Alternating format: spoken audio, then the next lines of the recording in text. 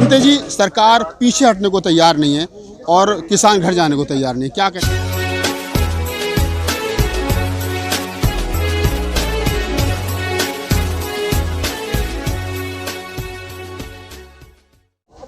जय भीम, नमो बुद्धाय। दोस्तों, मैं राहुल नागपाल और आप देख रहे हैं राहुल लाइव 85। किसान आंदोलन का 44वां दिन, 60 किसानों की शहादत। सरकार पीछे हटने को तैयार नहीं है और किसान घर जाने को तैयार नहीं है। आज मैं पहुंचा हूं गाजीपुर बॉर्डर पर जो आंदोलन चल रहा है, जिसमें हजारों की संख्या में किसान पहुंचा है देश के कोने कोने से।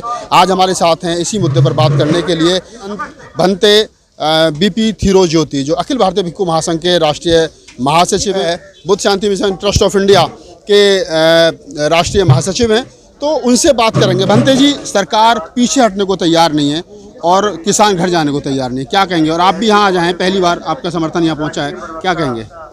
सबसे बड़ी बात है किसान का जो अड़ियल रवैया, इनका जो सरकार का अड़ियल रवैया है किसानों के प्रति, वो गलत है। देखिए, कहीं ना कहीं किसानों की ही बहुत बड़ी भूमिका है और किसान हमारे देश का अन्नदाता है। किसानों के प्रति इतनी घटिया सोच सरकार की नहीं होनी चाहिए और आज उनको इस बात पर एहसास होना चाहिए कि आज पूरे 44 दिन हो गए हैं और लगभग 44 ही हमारे किसान लोग अपनी जान गंवा चुके हैं, जो उनका नाम शहीदों में लिखा जाएगा। हालांकि बड़ा दुख हुआ, उनके परिवारों पर क्या बीती होगी, लेकिन अभी तक का दुख की बात सबसे बड़ी ये है कि जिन किसानों ने, जिन मजदूरों ने, जिन सभी समाज के लोगों ने इस विश्वास के साथ वोट दिया था कि हमारा सरकार नया चेंज हुआ है, कुछ नया करेगी, ये पता नहीं था कि 2 लोगों के हवाले ही हमारा देश हो जाएगा। कहीं हमारा देश ऐसा लग रहा है कि 2 लोगों को ही सिर्फ गिरवी रख दिया है। तो मैं ये देख रहा हूँ, किसान जो अपनी मांग को लेकर आंदोलन पर डटे हुए हैं, उनका आंदोलन जायज है, उनकी मांग जायज है और उनका यहाँ डटना भी जायज है। लेकिन किसान के प्रति इतना गंदा रवैया कि अभी तक ठीक से बात करने को सरकार तैयार नहीं है। 8 दौर की बात हो चुकी है, 7 दौर की बात हो चुकी है। दौर कितने आते रहे, कितने जाते रहे, इस बात में मायने नहीं रखता। किसानों के लिए अभी तक निर्णय क्या ठोस लिया है, इस पर बात देखने की जरूरत है। और सरकार का ये कहना है कि हम जो है कुछ भी हो जाए, लेकिन हम रवैया मतलब बात करेंगे नहीं, किसानों की बात मानेंगे नहीं। तो मैं ये पूछना चाह रहा हूँ कि जब वोट लेते समय जो आपने किसानों से वादा किया था, यहाँ के लोगों से बात किया था, देश की जनता से वादा किया था, और आपने आज उनके वादों पर खरे ना उतरते हुए आज उनके साथ में विश्वासघात किया है, उनके साथ में छल कपट किया है। और आज भी जो किसान हमारे देश जान दे चुके हैं, जान से हाथ धो चुके हैं, उनके लिए तो कम से कम सरकार के मन में ऐसा प्रेम होना चाहिए था कि उनको कहीं ना कहीं जो आज मांग की जरूरत है, जो किसान मांग कर रहा है, तो सरकार को सुनना चाहिए था और 3 बिल वापस लेने चाहिए थे। वही कदम देश हित में होता। इसकी हम घोर निंदा करते हैं कि सरकार ने अभी तक किसानों की बात को ठीक से नहीं सुना। नरेंद्र मोदी प्रधानमंत्री, जो देश के प्रधानमंत्री हैं, उनके पास इतना समय नहीं है कि वो किसानों से बात कर लें। 3 मंत्रियों की उन्होंने मीटिंग बना रखी है, जिसमें तोमर जो कृषि मंत्री हैं वो भी हैं, पीयूष गोयल जो रेल मंत्री हैं वो भी उसका हिस्सा हैं। 8 दौर की बातचीत। राकेश टिकैत साहब कह चुके हैं कि जब तक बिल वापसी नहीं तब तक घर वापसी नहीं। सरकार पीछे हटने को तैयार नहीं और किसान जो है वो घर जाने को तैयार नहीं है। मैंने जैसे स्टार्टिंग में कहा कि 60 लोगों की शहादत हो चुकी है, सरकार नहीं मान रही है। आगे क्या होगा, कब तक ये आंदोलन चलेगा?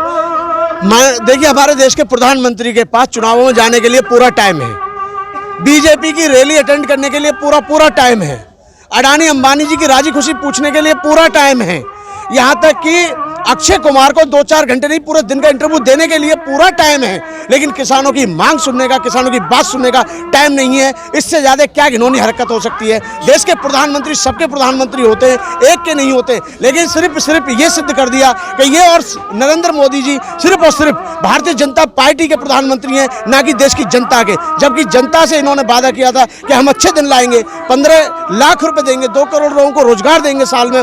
ऐसा कुछ भी नहीं हुआ।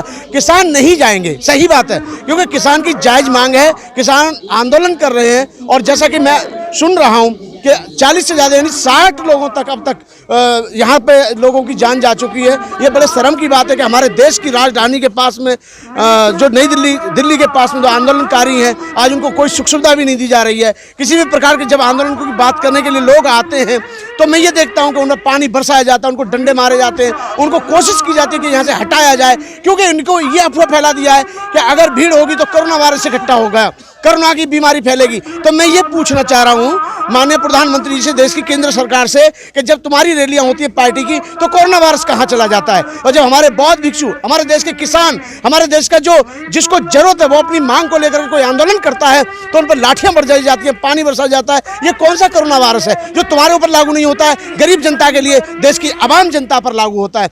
तो जहां तक सवाल है आपका राहुल जी कि देश की जनता पीछे, ये देश का किसान पीछे हटने को तैयार नहीं है, क्यों हटेगा पीछे? क्या ये कोई गलत मांग कर रहे हैं?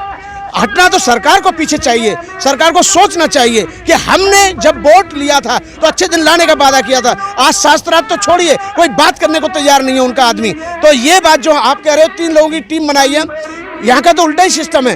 3 लोगों की बात क्यों? माननीय प्रधानमंत्री जी क्यों नहीं बात करना चाहते?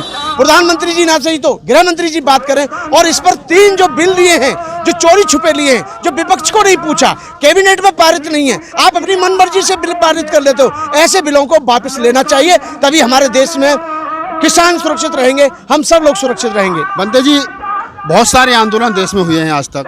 अन्ना आंदोलन 2012-13 में देश के अंदर हुआ, उसको आम लोगों का समर्थन मिला। ये अन्नदाता का आंदोलन चल रहा है और खुले में मतलब -1 डिग्री पारे में किसान पड़ा है, लेकिन आम जन समर्थन जो है वो नहीं मिल रहा है। सिर्फ किसान लड़ रहा है और जो आम मजदूर है, चाहे और न किसी विभाग का आदमी, वो दिखाई नहीं दे रहा। इस जो किसान आंदोलन, इसको जन आंदोलन कैसे बनाया जाए? जनमानस, देश की आवाम जनता आंदोलन में शामिल होना चाहती है। जो रिटायर्ड अधिकारी हैं, जो समाज सेवी हैं, सभी प्रकार के जो लोग हैं वो आंदोलन में आना चाहते हैं। मेरी गुलबर्गा में लोगों से बात हुई, रायपुर में बात हुई, और भी न जाने महाराष्ट्र में नागपुर, मुंबई, बहुत सारे जिलों में, देश के कई राज्यों में बात हुई। सब लोग आना चाहते हैं लेकिन उनको रोक दिया जाता है, उनको आने नहीं दिया जाना चाहता है, उनको कहीं मारने की धमकी दी जाती है, कहीं डराने की धमकी दी जाती है, कहीं उसके ऊपर शोषण किया जा रहा है। इसलिए देश की आवाम जनता आना चाहती है, आंदोलन को पूरा समर्थन है। किसान आंदोलन के प्रति पूरे देश की जनता जागरूक हो चुकी है। 131 करोड़ जनता, 135 करोड़ जनता, 130 करोड़ जनता, जो कहते हैं हमारे प्रधानमंत्री कहते हैं देश की इतनी जनता हमारे साथ है। तो मैं कहता हूं इस आंदोलन को, किसान आंदोलन को, देश की 130-32 करोड़ जनता जितनी भी है, सबका सब समर्थन है, लेकिन उनको इतना डराया जाकर के भयभीत कर दिया गया है कि वो किसान आंदोलन में चाह करके भी नहीं आ पा रहे हैं। और जहां तक सवाल है अन्ना हजारे जी का आंदोलन की बात जहां तक आप कर रहे हैं, वो इनकी पार्टी का एक षड्यंत्र था, वो इनकी पार्टी का आदमी था। इसलिए आज उस समाज सेवी को, जो समाज सेवी अपने आप को कहता है अन्ना हजारे, उसको ये करोड़ों लोगों का आंदोलन नहीं दिख रहा है। ये 60 लोग जो अब तक जान गंवा चुके हैं, उसकी आंखें नहीं खुली हैं। तो मेरा कहने का मेरा मतलब है, मेरे देशवासियों, अभी भी आपको जागरूक होने की आवश्यक है।